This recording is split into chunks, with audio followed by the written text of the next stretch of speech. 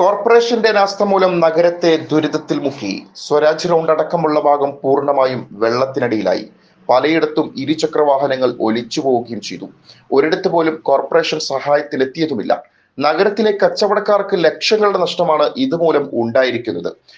മാർക്കറ്റുകളിലും വെള്ളം കയറി. പ്രളയം വന്നാലും നേരിടാൻ ഒരുങ്ങിയിട്ടുണ്ടെന്നായിരുന്നു കോർപ്പറേഷന്റെയും മേയറുടെയും അവകാശവാദം. മെയ് മാസം കഴിയാൻ ഒരാഴ്ച മാത്രം ബാക്കി നിൽക്കെ പോലും കാനകളും തോടുകളും വൃത്തിയാക്കിയിട്ടില്ലെന്നും ഇന്നലെ വൈകിട്ട് പെയ്ത മഴ തെളിയിക്കുകയാണ് ഉണ്ടായത്.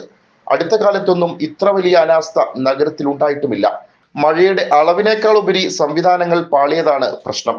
വെള്ളപ്പൊക്ക പ്രതിരോധ പദ്ധതി വെറും തട്ടിപ്പാണെന്ന പ്രതിപക്ഷാരോപണം ശരിവെക്കുന്നതായിരുന്നു ഇന്നലത്തെ വെള്ളക്കെട്ട്. അടുത്ത കാലത്തൊന്നും വെള്ളം കയറിയിട്ടില്ലാത്ത ഷൊർണൂർ റോഡിൽ പോലും വീടുകളിലേക്ക് വെള്ളം ഇരച്ചു കയറി. ഇക്കണ്ടവാരി റോഡിലെ കടകളിലേക്കും വെള്ളം കയറി. ആംബുലൻസ് പോലും കുടുങ്ങിക്കിടന്നു. സ്വരാജ് റോഡിലെ ബിനി ടൂറിസ്റ്റിന് സമീപവും ജനറൽ ആശുപത്രിക്ക് സമീപവും വെള്ളം കയറി ഗതാഗതം തടസ്സപ്പെട്ടു.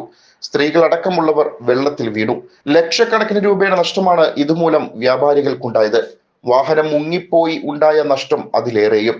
ബിഷപ്പ് പാലസിന്റെ മതിലിന്റെ ഒരു ഭാഗം തന്നെ ഇടിഞ്ഞു വീഴുകയും ചെയ്തു. കഴിഞ്ഞ വർഷം ആവർത്തിച്ച തെറ്റ് ഇത്തവണയും കോർപ്പറേഷൻ ആവർത്തിച്ചതാണ് നഗരം മുങ്ങാൻ ഇടവന്നത്.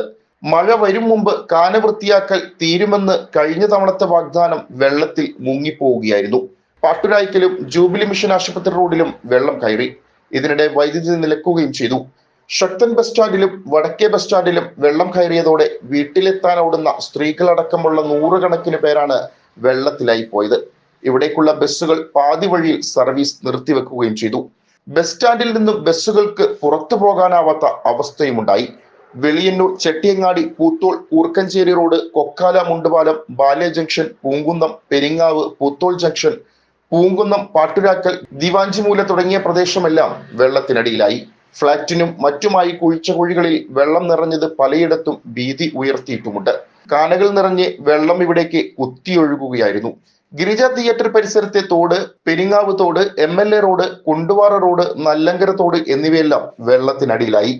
ജനം പലതവണ ആവശ്യപ്പെട്ടിട്ടും കാന പൊളിക്കാത്ത കിഴക്കുംപാട്ടുകര കോരത്ത് ലൈനിലെ വീടുകളിലേക്ക് വെള്ളം കയറി. പാട്ടുരാക്കിലെ കടകളിലേക്കും സ്ഥാപനങ്ങളിലേക്കും വെള്ളം ഇരച്ചെത്തി. കോർപ്പറേഷൻ കമ്മീഷണർ താമസിക്കുന്ന വടക്കേ ബസ് സ്റ്റാൻഡിന് സമീപത്തെ റോഡ് മുങ്ങി. കേരളവർമ്മ കോളേജ് ബസ് സ്റ്റോപ്പിനടുത്ത് ശങ്കരയ്യ റോഡിലെ വീടുകളിലേക്ക് വെള്ളം കയറിയതോടെ ജനം മുകളിലത്തെ നിലയിലേക്ക് മാറി. റൗണ്ടിൽ കൊച്ചിൻ ദേവസ്വം ബോർഡ് കെട്ടിടത്തിലേക്ക് വെള്ളം സ്വരാജ് റൗണ്ടിൽ നിന്ന് കുത്തിയൊഴുകിയതോടെ കടകൾ മുങ്ങി. അശ്വിനി ജംഗ്ഷനും അശ്വിനി ആശുപത്രിക്ക് പുറകുവശവും പൂർണ്ണമായും വെള്ളത്തിനടിയിലായി. അശ്വിനിയിലെ CT സ്കാനും എക്സ്റേ മെഷീനും കമ്പ്യൂട്ടറുകളും വെള്ളം കയറി നാശകോശമായി.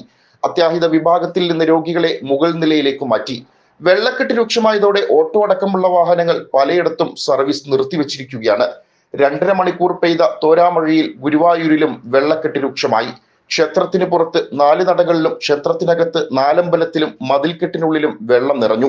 രാത്രിയിലെ മഴ ശമിച്ചപ്പോൾ വെള്ളക്കെട്ട് നീങ്ങി ദർശനത്തിനോ ചടങ്ങുകൾക്കോ തടസ്സം നേരിട്ടതില്ല. തെക്കേ നടപ്പുരാകെ വെള്ളമായി. രാത്രി വിളക്കെഴുന്നള്ളിപ്പിനുള്ള ആനകൾ വെള്ളത്തിലൂടെയാണ് നടന്നുപോയത്. നഗരസഭ ഓഫീസിന്റെ പടിവരെയും പാർത്ഥസാരഥി ക്ഷേത്രത്തിലും വെള്ളം കയറി. ഇന്നർ റിംഗ് റോഡിൽ തെക്കുഭാഗത്താകെ വെള്ളം നിറഞ്ഞു നിൽക്കുകയാണ്. അന്വേഷണം ന്യൂസ്, തൃശൂർ.